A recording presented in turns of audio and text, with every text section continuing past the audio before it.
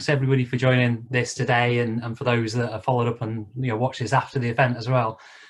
So yeah, at Bridgit Care, we're all about how we can support family carers. So that's people like my mum and my sister that look after my granddad, people like me that support as well. And in the UK, there's about 6.5 million people that are looking after family members. And what we say at Bridgit is that we want to wrap our arms around those family carers and help them in any way we can. So we do that through some new types of technology. So we've got some tech that helps you look after granddad and make sure he's okay. So simple devices from around the house. We've launched a carer support service where carers can actually speak to people about some of the challenges that they've got and get that one-to-one guidance and advice and support. And we're trying to build this set of webinars as well, and great to have people like Tom on to talk about some of the challenges they've had and support they've had as well. Because it's all about learning really from each other and then figuring out how we can help others. So that's Bridgit, and thanks Charlie for organising it. Yeah, it's been really good. It's amazing. So without further ado, we'll get going, and people file in late, that's fine. I'm going to do a boring bit now. The session is being recorded. We've had a few people ask. This session will be recorded, and it will be distributed on our socials and website, and I'll drop those links in at the end. You also have the opportunity to ask any questions you want at the end. Just pop them into the chat function and we'll ask for you. And we also will be giving out some resources tomorrow, so check your emails for those, and we'll also send the link to the recording and a free carer support call should you want to use it. Everyone who attends today gets a free one. So that's my little boring bit done, and I will hand over to Darren and Tom now to give a little bit of background about Tom, what Tom does. Yeah, over to you. Cool. Tom, if I just introduce, I'm Tom's biggest fanboy really. So yeah, I love Tom. I never met him apart from we had a great call on Friday where I got to chat to you a couple of minutes. But Tom, for those that don't know, is the world's second strongest man. He went to the world's strongest finals as the ultimate Scottish champion as well. So he's won the Scotland strongest man competition a couple of times, I think Tom. Twice.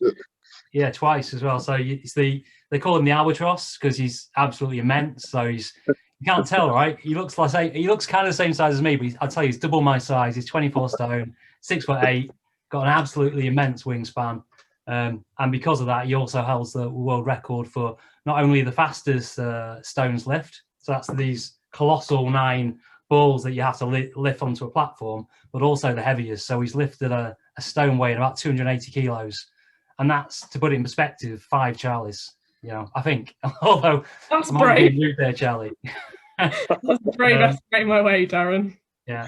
So yeah, absolutely immense guy, and immense passion, and actually comes across when you do watch strongman like I do as one of the friendliest people on the circuit. That definitely comes across, and every event, especially World's Strongest Man, we're all rooting for you in those finals. And I know it wasn't easy because there was a lot of change and a lot of issues actually in that World's Strongest Man finals with COVID and the hurricanes and everything else that was going on.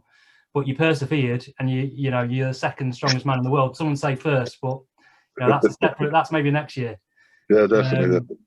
So yeah, just want to say thanks to personally for having me on the show. Looking forward to. I mean, don't ask you a little question about your strongman career, but then diving into you and your family and your autism, which you also share openly. I watched a great interview with you and Lawrence as well, talking about that last year. So yeah, just keen to get going and listen to and be inspired by your journey, really.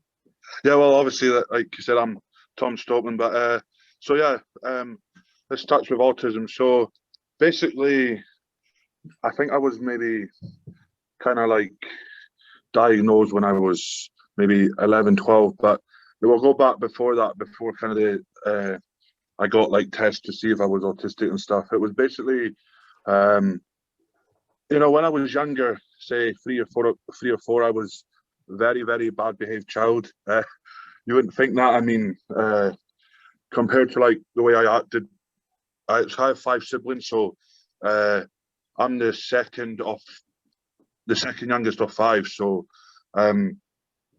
it was more with my wee brother, because obviously me and my wee brother we're a year apart. So when I was 3 or 4, Luke was already 14, 15, so he kind of was away from my age. But I had a lot of behaviours with my wee brother. Like, we'd go to the shops together. I would put my hand on the shelves and knock all the stuff off. It was more of a sensory thing as well. I like to hear the noise of things fall on the floor, but obviously doing it in the shop's wrong. But for me, in my head, that was right. And then again, there was a lot of I was never sociable. That was one thing that I think back then was people was wondering, they're shy, but then there's like isolating yourself from the world. I was very, very shy, but again, I didn't come out my room. So even at home, which was my kind of like safe zone, comfort zone, my room was where I would spend 90% of my time. I would eat my food in there. I would do homework. I would chat to friends. I would just do everything in my room. Even if my mum and dad were in the house, they'd knock on my bedroom door, and I would chat in the room with them. So it was quite severe. But again, because I was so young, like 4 or 5, I thought this is just normal. This is what every kind of 4 or 5-year-old does. I seen then my wee brother was going like to the kitchen, and just my brother was acting normal, but again, I couldn't process him, my brother, my sisters, my brothers, the way they acted. I thought, oh, that's different. These guys on the street, these guys in the shop, they're doing everything different. Why are they walking around and not hitting things and stuff? But then, so yeah, that was kind of hard. And then obviously my dad as well. So my mum and dad are massive supporters, and my sister as well. We'll get on at her in a bit, but she was kind of started to then work with people with autism. But it was my dad and mum that then kind of had a lot of issues with me, because my dad would work away a lot. He would be away 5, 6 months of the year, and then he would go away, say maybe when I'm at a really bad stage, like 3, 4 years old, and then come back when it's already been my 5th, 6th birthday maybe, and then I've kind of still like added more bad behavior, or really struggling in school. He would not really understand why I was doing that, just because he wasn't around the whole time when I was younger. It was my mum that kind of had to kind of bring me up, and my sister. Those are the two kind of main people in my life.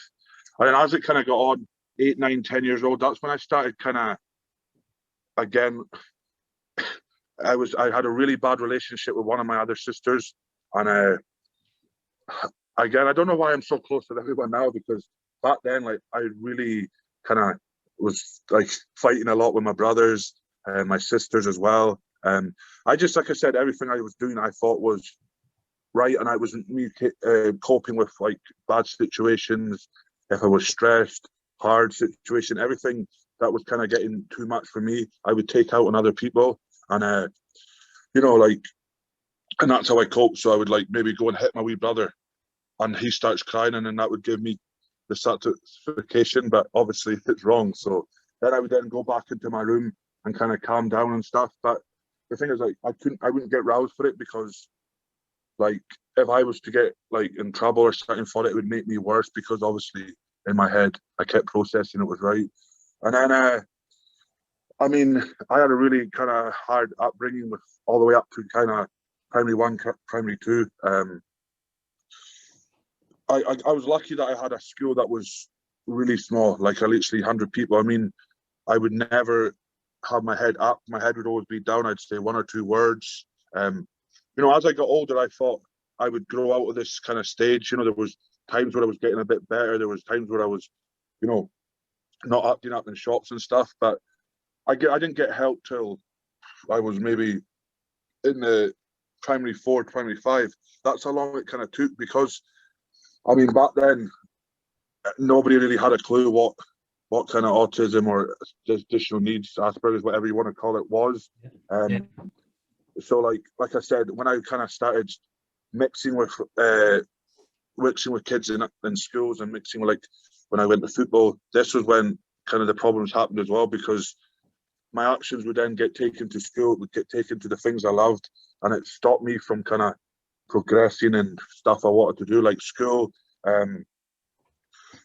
Primary school, yeah, I was always kind of doing bad behaviors there, and kind of, always falling behind in class, just because that's, again, what I thought was right. And my maturity as well. I matured like later than everyone. So kind of, if I was in primary 4, for example, I would just do maybe pre-3-ish work, you know, kind of the stuff like that, like maths, English. I was really kind of struggling with, but again, you know, it was kind of, like I said, to be honest, people with Asperger's and kind of autism don't really think about their younger stages in life just because it's like a trauma to them.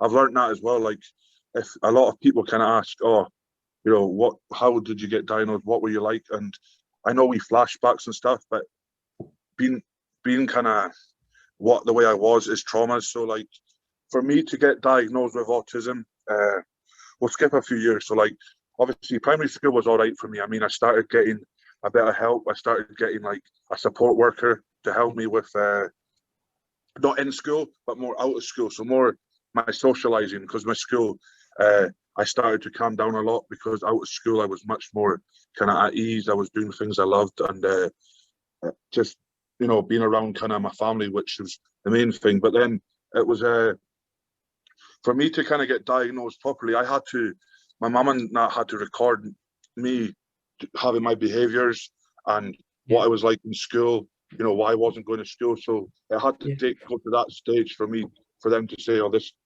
boy's not normal. You know, they wouldn't believe the way my mum and dad were saying it when I was going up, because obviously when I was going up to kind of these centres and stuff and these places to kind of get like the diagnosis, I was a bit bad behaving, but obviously, you know, it wasn't as bad as it would be at home. But like I said, they had to video record everything, take it to the kind of chairperson and say, look, this is what our child is like. You know, we know it's not his fault, but this is, we need it kind of put into perspective that this is autism and stuff. And like, my mum and that knew before. That's the thing, my family knew kind of before everybody else that he does have autism, but obviously I couldn't kind of put out in the open. But then when I got diagnosed, it was kind of a relief. You know, as soon as, the thing is, you have to be, the annoying thing with autism is they won't help you until you're diagnosed with it. Especially up when in Scotland, it was like I wouldn't get no help. That's why, like, I kind of behaved as bad as I did, because like they were just saying, oh, Tom's just a not brought up good child. He's just, you know, a misbehaving. He's from the countryside, so there's, you know, obviously he's going to be behind everyone that's streetwise and stuff. But as soon as they said, oh, right, Tom, you've been diagnosed with Asperger's syndrome, that's when everyone clicked their finger and was like, right, we need to get this boy help. And it was at like I said, secondary school was more where I got the most of the help. And I think it was second, third year, because even second year, first year, I was in and out of school a lot. Again, people were just like, oh, it's just like my mates and stuff were like, why is he doing this? What's wrong with this guy? But but then as soon as I got that diagnosis, it was the teachers started treating me differently, like with respect more. I got that extra additional help that I needed. So there was like a kind of support teachers that you could take to class with you. I got all that kind of stuff. And it really, really kind of then helped me catch up with kind of my year and, you know, help my social skills. But like I said, I couldn't go on a bus from my town in Invergordon to a town in Fern. That's a 10-minute bus ride. It took me till I was 15, 16 years old to do that. It took me like, sorry. I was going to say, Tom, that's like a massive journey you've come on there, just to, you know, to talk through your life and, you know, as a young kid, 5, 6, not knowing why, you know, you're seeing the world differently to your brothers and sisters and to the people around you. Having those fights with your siblings, I resonate with that. So I'm 1 of 5. My sisters used to always beat me up. I'll be honest, Tom. They used to always beat me up, and it's tough. In our home area, we've got lots of dads away on rigs. I think your dad was away on the rigs as well. Lots of dads away, and, you know, maybe that plays into it as well. But, you know, going through that journey and getting to the point where, you know, your mum and your family did so much work to help the system understand you and your needs, but through that, you actually learning about yourself as well, I guess, in terms of why you do see things differently. And, you know, in school, you know, there's the traditional view of people with autism is the greater mass, right? Which is ridiculous, because everybody's different. There is no such category as autism, right? Everyone's different in their challenge. And I know for you, your struggles were different. So, you know, those social situations were hard. Maths, I think you were pretty bad at maths as well. So it wasn't that label, but you excelled at other stuff. Yeah, I mean, everything in school I was kind of just behind of, just because, again, you know, they wouldn't let me accept who I was until I actually got that kind of, well, as people say, you know, the label, you know, like I had to get that kind of label in my head that I've got this Asperger's, and then I can go ahead. You know, they wouldn't let me kind of be who I was and kind of fulfill my life at younger years until I got that kind of diagnosis. You know, so that was hard, because even like, you know, going over to my mates, you know, I was like a 13, 14, 15-year-old boy wanting to go to my mates to sleep over, but I was like, I couldn't sleep over. Like, I think my first sleepover was 15, 16 years old, and I was like, you know, I was pretty embarrassed with myself, because like my mates all knew them, so they were really supportive. But in my head, I was still like, I can't sleep over at my mate's house. You know, this is like, I'm a 15-year-old boy. This is embarrassing. But it was just, you know, because I'd never ever experienced it, ever done that in my life. I was like, you know, how do you sleep over at someone's house? So everything was challenged. I can see, Tom, how like that was really, you know, the process of sleeping over somebody's house and the lack of familiarity and lack of structure. I can see why that would be challenging for you then. But then at the same time, I guess, you know, to reflect on you as an individual, you probably back then, you were only talking then 10 years ago, right? So you must have been a big lad, you know, so a big lad that's scared of staying away, you know, it's probably hard for other people to figure out in their head, you know, why you've got this, you know, outwardly, this guy that's, you know, massive stature, you know, comes across like the friendliest guy to speak to, but you've got all this other stuff going on with you at the same time.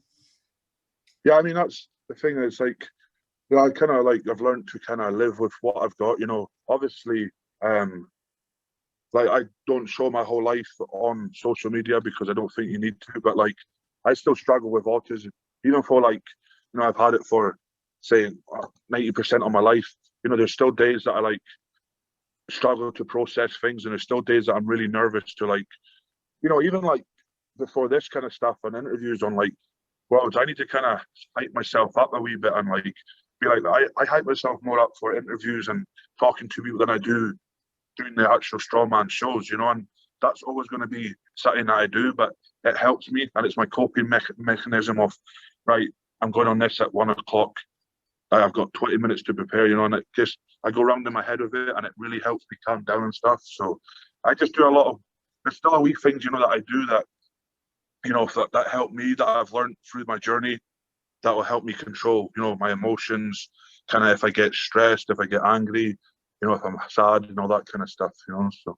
And I think Tom, that's the kind of stuff that's like really powerful, especially for the audience and the people seeing this that may either be in a similar position to you, Tom, and be thinking about how they can cope, or maybe they're the family members that are looking to cope as well. So, you know, what kind of things do you? I mean, one of the examples that must have been a nightmare for you was World's Strongest Man. Not to pull it back to that, but World's Strongest Man, you get there and your luggage has been lost, right, on the way over. So then you're stuck there. You've not got your kit, and you've somehow got to do a pull with shoes from somewhere you've got to find when you're over there in the States. How did you just blow up? How was that? Yeah, well, that was 2 years ago. So I was at World's Strongest Man 2019.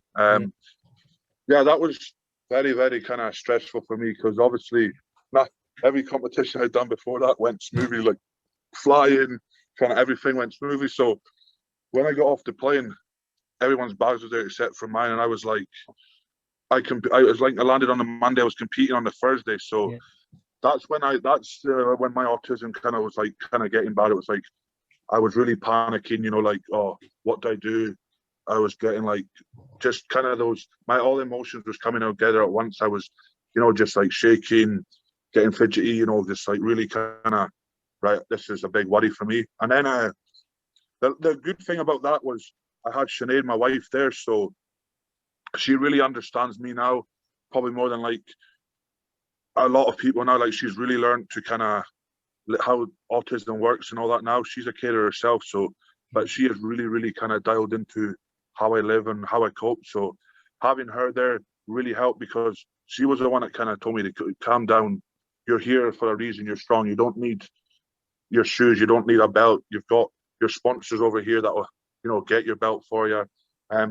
the only thing I was actually worried about was the shoes, because I'm a size 17 UK, and nobody over there, like if someone loses their shoe, they can go, oh, here, have this shoe. But like size 17 is not really heard of. So that's the only thing. As soon as I got to the hotel, I was like, I need to go get shoes. And in America, they only had one. The lucky thing is they had one pair of Converse in the whole state we were at that was size 17. So I got them. So then when I had them, that's when I kind of then calmed down a bit, and I was like, oh, everything's going to be all right. And then again, the rock climbing shoes, I had to borrow someone's size 14s. So, you know, I had people there that helped me, but it was the kind of start when I got off the plane and realized my bag wasn't there, when I really did thought, oh, I just want to go home now. I don't want to be here. You know, this is the end of the world. I'm not going to be able to compete. But then when Sinead calmed me down, and I thought, you know, I don't need just my belt. I can use anybody's belt, anybody's shoes, you know. So I really kind of had to, took me about 15, 20 minutes to kind of focus and realize, oh, this isn't the end of the world, you know. I think that's credit to you, Tom, because a lot of professionals would break down in that situation, and you've got, you know, the addition of the Asperger's kicking in there. And I guess if Sinead wasn't there, you probably would have been screwed, you know. Yeah, 100%. You wouldn't have had the person to calm you down, right? Yeah, I mean, that's 100%. That's what, like I said, the first 15, 20 minutes, I was kind of feeling like, oh, I'm not going to get back from this and stuff. But then it was her that kind of, you know, calmed me down, because I wasn't really myself until I got to the hotel room and got into my own space for her. I was like, you know, she was like, look, it's not the end of the world. Man up and stop being the wee kid, you know. So those things I kind of need sometimes, you know, is just to pull my socks up and get on with it. And that's kind of what I learned now. You know, if that was 5, 6 years ago, oh, I would have just lost it completely, and, you know, probably just turned back and went home. So yeah.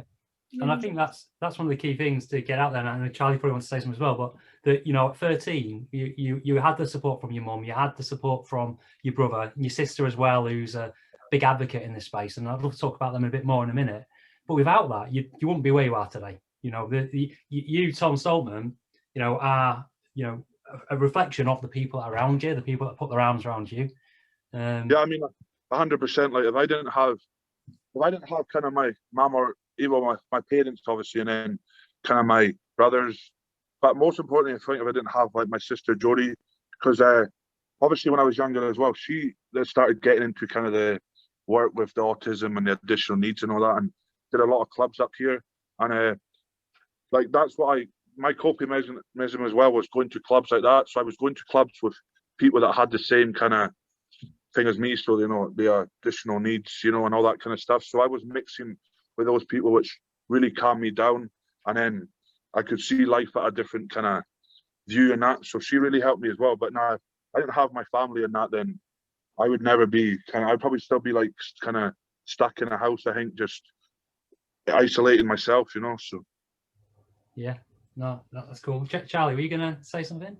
Yeah, I think it's just to round it all off, it's an incredibly inspiring story, and I think you're kind of a shining example of why autism awareness is so important, because, you know, I think a lot of people have a picture of what certain things look like, and like Darren was saying, obviously you're incredibly physically imposing, you're very physically fit, and you're very friendly.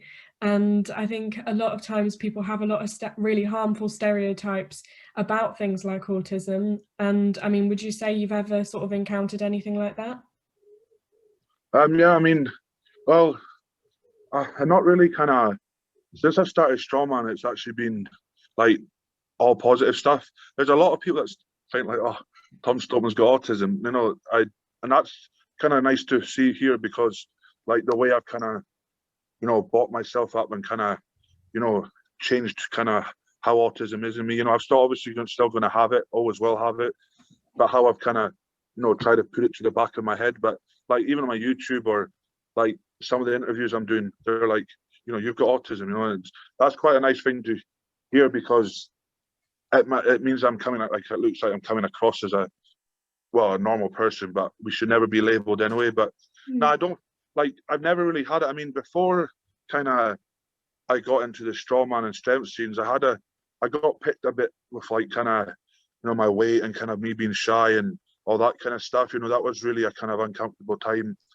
then. But then when I processed into kind of the strongman and lifting weights and stuff, I got a lot of good support. I mean, strongman's a really friendly sport, and they back you for whatever you are. So it doesn't matter, you know, what you are in the sport, who you are, that they'll always have your back. So That's amazing. And obviously you were talking about how everyone's had your back and you've had so much support from your family. And I mean, there might well be carers of people with autism, or people who have family members or friends of autism in the audience or watching. Kind of, what would you say in your experience has been sort of the most supportive and helpful things that people have done for you? I mean, for kind of like through my school, actually from my whole life, actually, since I've been diagnosed, is having a routine. For me, that's the biggest kind of help in my life right now. Like when I've been through days and weeks where I've not had routine and everything just goes shambles, you know, like, so since I've been in primary school, since today, I've always had a routine, you know, like, this is what I'm doing. Even like this kind of chat, I've known I've had this chat on Monday, so Saturday, Sunday, I've time to process it. But I always want to have routine and always kind of process things early. People with autism, like I said, take a bit more time to process things. So I always make sure that if I've got like chats or, you know, strawman competitions or anything, I'll always kind of have that day before to process it all. So when I wake up that day, I'm not like, oh no, what am I going to do? What am I going to do? You know, not be panicking and that. So for me, those are the two things that have helped me kind of deal with what I've got, you know, the autism, and kind of really helped me in life, is to always plan ahead. But that routine is, for me, key, 100%. Sure. So I guess lockdown has kind of, or perhaps initially threw a bit of a spanner in the works there, because that has kind of changed everyone's routine, and I feel like it's kind of impacted on everybody's mental health as a whole. But how would you say it's impacted you? Yeah, I mean, to be honest, at the start of the lockdown, I was all right because everything was still kind of open, and, you know, I still was kind of, you know, going out and about and stuff and getting what I could, like my routine was. But yeah, it's been the last few months have actually, since probably Christmas time, it's been really hard. I mean, like, I'm lucky that I own a gym and I get to train at a gym, but just because I have a gym, you know, my life around the gym has been really hit hard. I mean, like, usually I like to go spend time with my mates for an hour, or usually I like to go out for food, or, you know, just go out a drive to places and stuff, but like none of that's in. So I'm trying to stay as positive as I can, but like the autism bit's kind of struggling a bit here, just because like I'm waking up at say 8 o'clock, 9 o'clock, and I've got none of that routine. You know, I'll just feel like, right, I'll have breakfast at 11, I'll have breakfast at 10, I'll do what I want. But yeah, it is starting to hit me a really bit bigger now. But, you know, the gym is my coping bit to now off the lockdown. You know, I'm lucky that I've got that, and that's not been taken away from me. If that got taken away from me, then it would be really, really hard, because I'm one of those people that hates staying in the house and hates like not having stuff to do. I love being active. I love, like, 24 hours of the day, if I could, I'd be active and be out and about. But yeah, so I'm struggling a wee bit, but like I said, I'm trying to just, you know, live through it. Everybody's on the same boat here, and I'm just trying to stay around positive people and keeping my mind busy as much as I can. So yeah, and have you got any advice just to the kids that are out there, maybe that have got Asperger's as well, and maybe they're at home and their routine's been disrupted, and any tips like to that age group you could offer? yeah, I mean, yeah, I've had a few like kind of kids and stuff and teenagers and stuff, mums that messaging me saying, you know, obviously, you know, what kind of can you do in lockdown? I mean, you know, for me, it's kind of, you know, obviously if you're stuck in your house and stuff, I'm always trying to go through the kind of lifting weights, or not, like, you know, trying to make yourself active, fit and stuff. And you know, a lot of kids, like I said, have come to me, and I've started to say to them, you know, maybe go for a wee walk, like I don't know, 20-minute, 30-minute walk with you know, yourself, your mum, your dad, if you've got pets like that, and, you know, get outside and just kind of enjoy where you're living just now. You know, everyone's struggling right now, but I think if you can just like enjoy what you've got around you, and, you know, just walks is all you can really do. I mean, for me, it's the walks. Yeah, kids with Asperger's, yeah, like that's what I said. Sorry, walks, or just trying to keep your mind busy. That's with the Asperger's, is they always want that. You know, they're always wanting something to do. They always need something to do. You don't really want to like sit still and think like some, you know, negative thoughts and stuff. So it's really important to kind of, you know, like go for a walk, do something with your parents, you know, play a game, just be as active or be as kind of positive as you can be. And that's kind of what the message I'm trying to get to everyone. If you're not interested in the gym, yeah, then maybe try and be positive in different ways. So I think that's a great message, Tom. And you know, as a family, we've tried to get out for those walks, and you yeah, know, it's yeah, hard sometimes. I know my lad, he hasn't got Asperger's or autism, but he has gone into himself to be open yeah, over the lockdown. He's not been reaching out to mates, even though you can get out there and see one yeah, friend each day just to get out and have a run or a walk or whatever. And for me personally, I'd just say that to everyone listening to this, that you know, you've got mates out there. They're probably feeling a bit lonely right now as well. Reach out to them. You can get out for that hour or two a day and do something with your time. And that one of the most destructive things right now I see is all the gaming and the PlayStations and all that kind of stuff. It's too easy to get drawn into that for too much of the day. But we're hopefully going to be out of this soon, right? So I'm an optimist. The gaming stuff as well, with experience that I've had. I used to game a lot. Like I used to take the skill, because again, that was my kind of locking myself in the room, and that was my go-to thing. But that can have a really big adverse effect on like kids with Asperger's as well.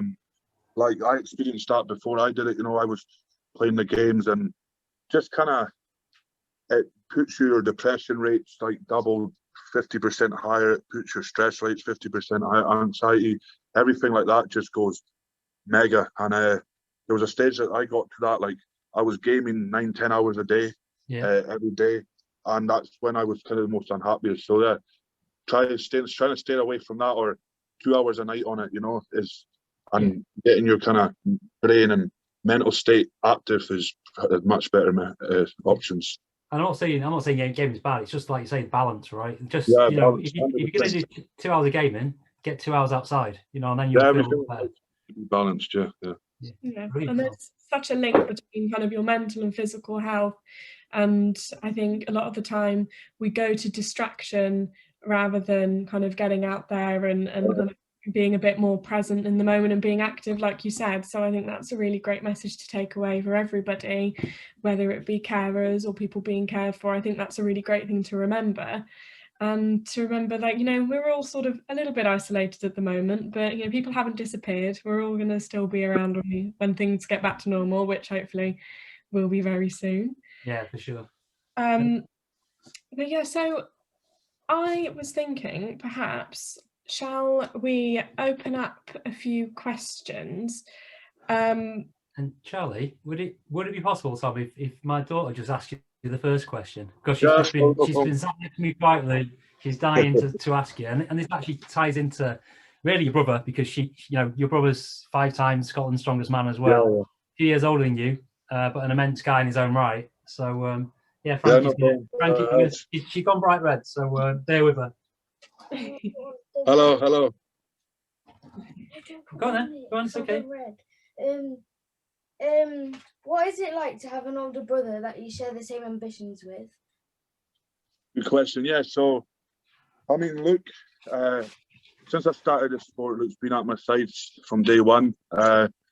Basically, there wouldn't, like you said earlier, there wouldn't be a Tom without a Luke. There wouldn't be a Luke without a Tom. But having Luke in Strongman has kind of upped me to that level that I am right now. Obviously, with the Asperger's, the autism, he's helped me in interviews. He's helped me do the mental side of things and let me get on with the kind of heavy lifting and stuff. So I've given him all that kind of interviews. But, you know, there was a day where Luke said to me, like, you know, you have to kind of, if you want to do the sport serious, you have to do everything yourself. And that's when I kind of was like, right, I need to go into the uncomfortable situations of putting myself in front of a camera and talking. And since I did that, Luke's been an unbelievable help. He's a big ambassador in the sport. He's one of my idols. He is probably my biggest idol in my life. Like having someone that's 10 years older, he's mature, you know. I'm the kind of guy that's still just having fun a lot. But in the gym, like I said earlier, we don't show everything, but in the gym it's so intense. The way he shouts at me at World's Strongest Man is how he shouts in the gym, and it's scary. Like when you don't have anybody else around you, and you have that deep Scottish voice shouting like one more rep, that just switches a switch in my mind to say like I want to do 20, 30 reps of this. And yeah, Luke's just unbelievable. I can't really say much about it. Like, there's no words really to explain that. But Luke's going to make me world's strongest man. You know, if he doesn't make world's strongest man, he said that, you know, he wants me to win it. And I think last year's world's strongest man, you guys watched it on the TV. You've seen the support he gave me. And that's just, you know, a big brother, and having him by my side, I just kind of, oh my days, the energy I get off him is unbelievable. So I think if I didn't have Luke and I try to do all this sport by myself, geez, I wouldn't be here 100%. Like, I'd maybe be Scotland's strongest man, but I wouldn't be at Worlds. Well, Tom, yeah, like, it's a privilege to actually watch, you know, you and Luke together, and to see the emotion in his face when you do well. It's just like, for everybody like me, thinking about me and my brother, and me and my sisters, and probably the people who listen to this, that special relationship, it is super special. And you're one of 5, so you've got other siblings as well. That's what we see on the TV. And yeah, he's a sound guy, and he would scare the shit out of me as well if he was screaming to do an extra rep. Mind my language there, guys. Like I said, we do everything together. You know, like, we're 22 hours of the day we see each other, and it's just like I said, it's our life. It's what we do together. We travel the world, we compete, and we do it as friends and brothers. So that's the main thing about it. If you have fun doing it with the person you love, then it's not a sport, and it's not a sport. It's something I love to do. So.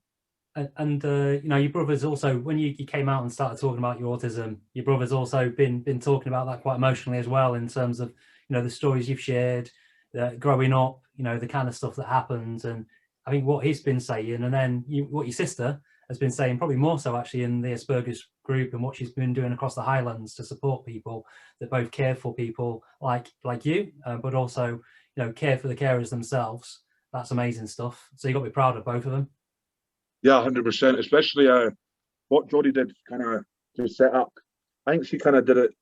It was just a few of them, and then it went possibly some of the biggest in Scotland. She's kind of just to help me as her brother, you know, to understand, like, obviously because I thought it was different, you know, to understand that there's a lot of other people around the world that have got what you've got. So she really helped, like I said, from, you know, 16 and below, and then Luke to kind of, you know, because obviously Luke seen that as a different than I just saw it, you know, the way kind of when he was going out, I was crying my head off and everything. So again, to kind of, because, you know, he said in interviews that he thought there was going to be no hope for me, and that, you know, I might have had to get like put to somewhere like to really help me, but then to kind of just find a sport that really kind of put me out my comfort zone and to evolve into the guy I am today, it's like a good kind of thing. But seeing Luke speak about it is, yeah, I love hearing Luke speak about it and really getting that word out, you know. So awesome, cool.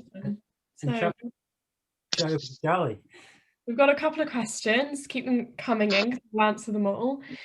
We've got the first one from Kat, and he says, it's really interesting that you can reflect and now understand about the nature of your autism and how it affected you. How much of that would you say was influenced by family or other people, or was it sort of something you came to kind of on your own as a realization? I think, to be honest, yes, 80% was probably family. You know, like I said, it was really kind of nice to have a family that helped push, you know, kept on pushing that I needed the help, and kind of wanted me to have that extra support, wanted me to excel in life the best I could. And you know, it's like I said, as soon as I got that support, I had that extra support from my carers and stuff, but it was my family from day one. They have been unbelievable, and yeah, you know, you can't thank them enough. And even my friends as well, even friends just now, you know, they still messaging me and going, "Oh, Tommy, you're coping good," and that. But you know, having people like that care kind of for you, not just because like I'm kind of who I am now, but who I was when I was diagnosed with autism. They still care about that guy, and that's the kind of main thing for me is, you know, I don't want someone just my age to be like, "Oh, Tom's famous now, let's message him." I always get checked up by the same guys since I've been getting checked up on since I was like 12. So yeah, those friends and family have been a massive part. So. awesome. That's amazing. And so we have another question coming in from Sarah, who sent a lovely message. She says, "Hi Tom, you're such an inspirational person and in the spotlight being one of the world's strongest men. How do you deal with the pressure of being in the spotlight and doing such big events? And can I personally thank you for this chat, as it is really useful hearing your personal experiences to support others who live with autism." That's lovely. Thank you, Donna. Yeah, well, that's a good question actually, because I'll go back to kind of 2017 at Britain's Strongest Man, I think it was, or 2016, one of them years anyway, was my first kind of proper competition under 10,000 people, loads and loads of lights.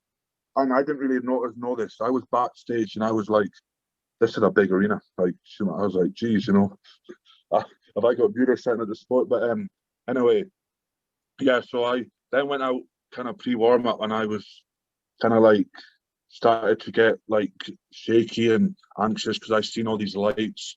I seen 8,000 people in the arena and I was like, yeah, I can't do this. And then, so yeah, it was 2016 Britain's Strongest Man. I ended up coming last in Britain's Strongest Man. I didn't complete the show because the lights and everything was too much for me. I got too overwhelmed.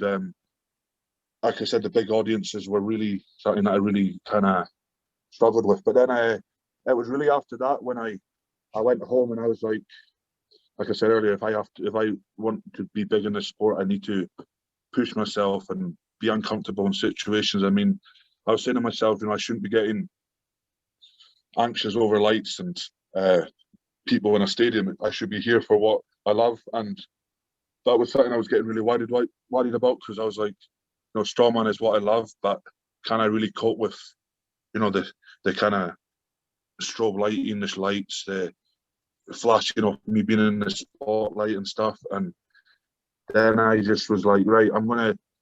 What I kind of did was I set my gym up and put loads of lights there and really got myself set on a spotlight, and I started getting weird kind of people that had film crews around and started just doing some stuff for them, and that really helped me cope. I had to put myself in that uncomfortable position. So then in the next competition, the lights came on, and everything I had practiced in the gym, it just felt I was there, but it was on a bigger scale, and I just forgot if the people were there.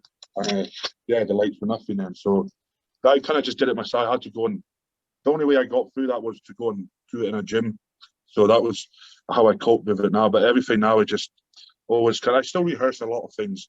Like if it's like I'm going to like a place that's got 20,000 people are sitting and lights that I've never really seen, I always get people in the gym to do it. So I need to rehearse a lot of things before I do it, but I'm growing into it now. But yeah, that's how I kind of cope now. So that's really interesting. Almost like exposure and kind of getting used to the feeling of being uncomfortable almost. Yeah, because that's again, like when I came last at Britain's, I was expected to come top 3. So to really crumble and show people that, like, that's, I think, the best thing that's happened to me was to crumble, not because of the competition, but because of the lights and the people, and then that's when I really then to blossom and started coming out kind of the shell and that. So. That's really inspiring. That's amazing, Tom. So we have some more really great questions. Donna is a manager for supported living services and has a staff member with autism, and she's wondering what advice you could give her to best support that person. Good question. I mean, I've had a few jobs in my time as well that I've really some I've excelled at, some I've struggled with, but for me it's you really need to, everything needs to be slower paced than not like the other workers. I mean, obviously that's quite hard to do, because if you've got a team of 30 people and there's one person that's autism, you kind of sometimes forget about that. When I've been working, I've worked in like some supermarkets and stuff, and I said, if you've got autism, and at the start it was hard because I was one of 12, so they were just like teaching me as fast as everyone else, and I was like, oh geez. So I know for me it was, I like to have things written in front of me, or like they would print out like what's expected of you in this job. So like blah blah this, blah blah that, and if it was written in front of me, I could then process it in my head much better than it just getting spoke to me. It would go out one ear and any other ear went out the other ear. Sorry. So yeah, really kind of write things down and really slow it down as well, and physically show them it. It's, for me, someone physically showing you it people with autism really they pick up much quicker as well. So show them like 2 or 3 times, and don't rush. Just keep being patient with them. They might ask you 9, 10 times to repeat it. The worst thing you can do is get angry and start rushing them. So yeah, go at their pace, write things down, and show them how to do the thing. So that's definitely some really great advice, and it's something that and this is why autism awareness is so important, because it's something that I think a lot of people do forget about and don't really consider. Got another question from Emma, and she thinks you're amazing, and she wants to know what your top tips for the parents of a teenager diagnosed with autism. Obviously, you have experienced this dynamic firsthand, so kind of sum up in a couple of little points what your top tips would be.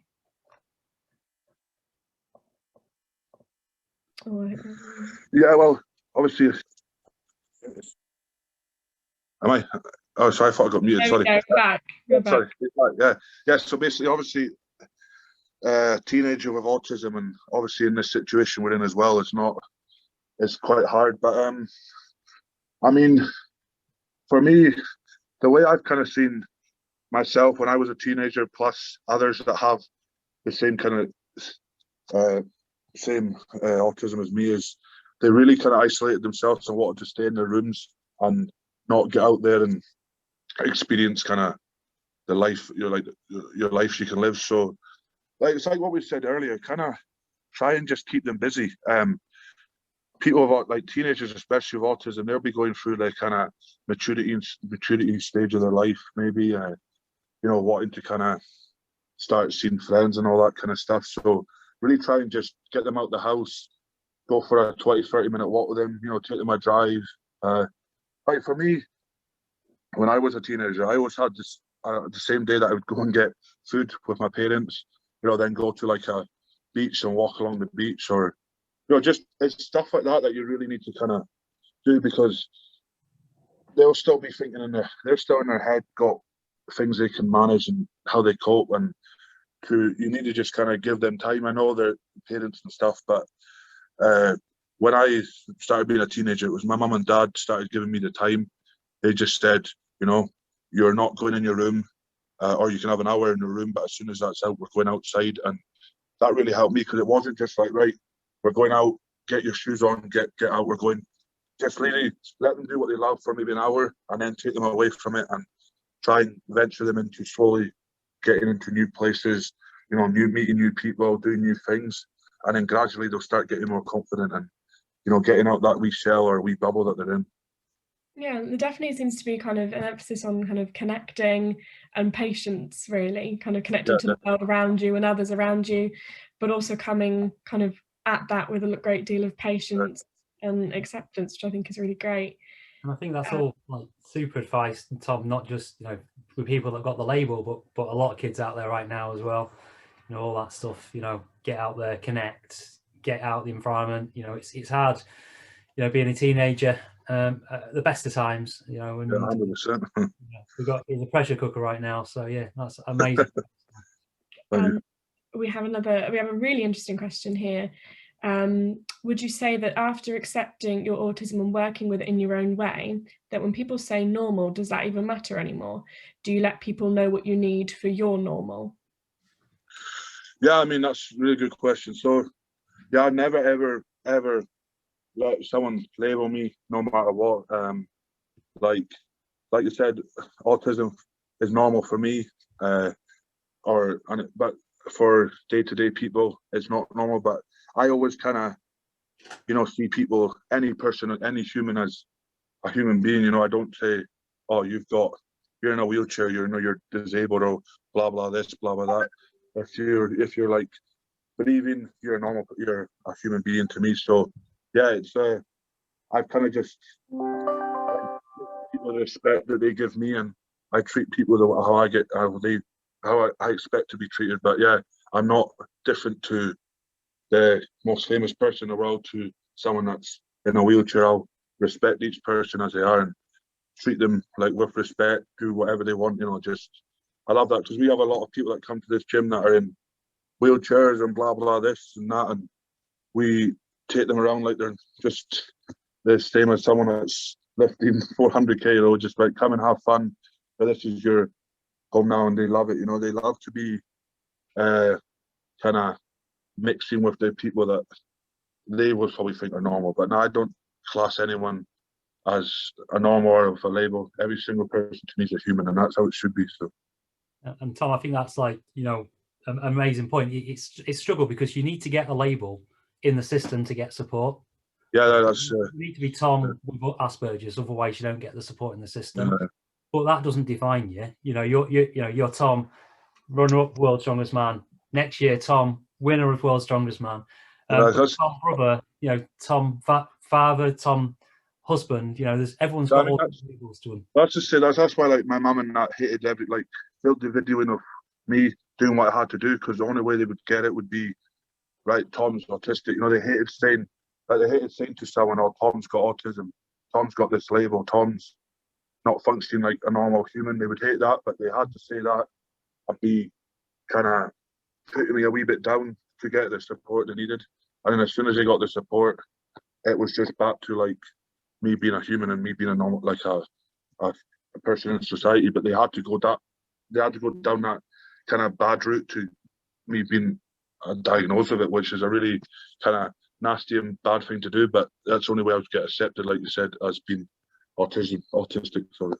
And for today, Tom, this session, we've obviously got to put it under the banner autism and Asperger's, because that's how we got to connect with the audience, because there's lots of people struggling that this conversation is going to really help them with. But, you know, for those people as well, I think it's worth recognising that there is no normal Asperger's, there is no normal autism. It's different for everybody. You know, and everybody's got their own labels. And for you, Tom, I'll say it again, mate, you are truly an inspiration. Like the way you've articulated your journey, the way you've talked and provided support and hints and tips for all that community out there. I'm just looking forward to like next year and like what's going to happen, because honestly, mate, you should smash it. You really should. Like your rubber believes, and so many people out there believe in you. You're awesome. Thank you very much for that, too. And we've had some really lovely comments from people. Tony says, as a parent to an autistic son, we find his anxiety for new challenges overwhelms him sometimes. Your practice runs with lights and people in the gym are an inspirational idea, which is true. I think it's great that, you know, people watching can perhaps draw on your experiences, and it can help other people. And ultimately, I think that's what you said that you're setting out to do. Is amazing. Because it's because the thing I think is because I've got autism, and I've been in the shoes of, you know, the 8, 9, 10, 11, 12-year-olds. I can relate to them much more better than like parents or carers can. I know they're still really good at what they do, but because I've been in this situation, I know exactly how they feel. And like you said, it's all about, you know, like that they're getting kind of overwhelmed, but that's just because, you know, obviously they know their kid, but they don't know how he's feeling exactly and why they're feeling like that. But then, like you said, they're going to practice doing different things, and I'm glad that I was able to kind of help, you know, do that. So it's good. Yeah, it's amazing. And I think definitely, judging by all of the comments that we've been receiving today, this session has been really, really helpful.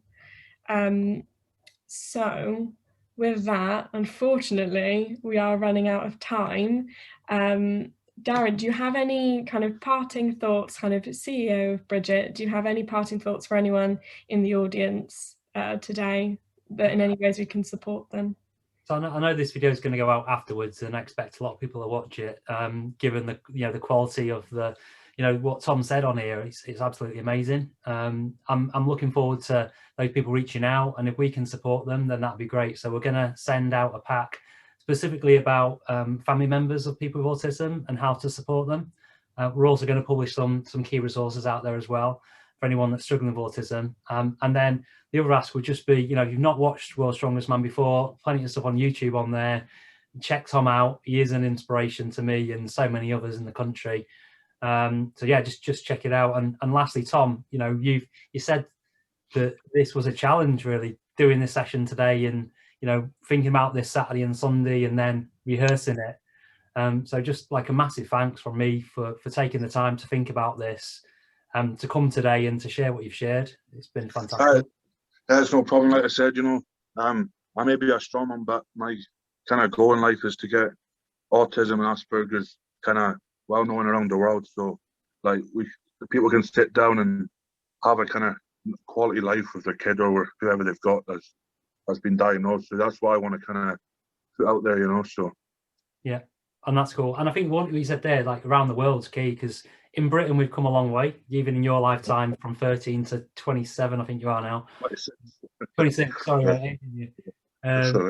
But you know, there's people with autism all over the world, and actually there's a lot of countries where it's a lot harder to be autistic than it is in the UK. 100%. Yeah. So yeah, I think part of it's sharing that message globally, and you know, what a platform to do that. Absolutely. Cool. I'm just dropping the link to our website in the chat now. And also our handles on social media of Bridgit Care. So all across the board, so just search up Bridgit Care and you'll be able to find it, but it'll all be in the email as well if you need any extra support. Obviously go and follow Tom because he's inspirational and you'll be able to hear a lot more from him that way. But honestly, thank you so much, Tom. This has been really great. It's been fantastic. And everyone is just flooding in saying thank you. I can't read them fast enough, but everyone is just saying thank you and how wonderful you are. So that's brilliant. Thank you very much. Yeah, it was good. I hope I can help a few people. So that's the main thing. I think you definitely have. Awesome. Definitely. Great stuff, Tom. And thanks everyone for obviously listening to this either live or you know, on record as well. Thank you very much.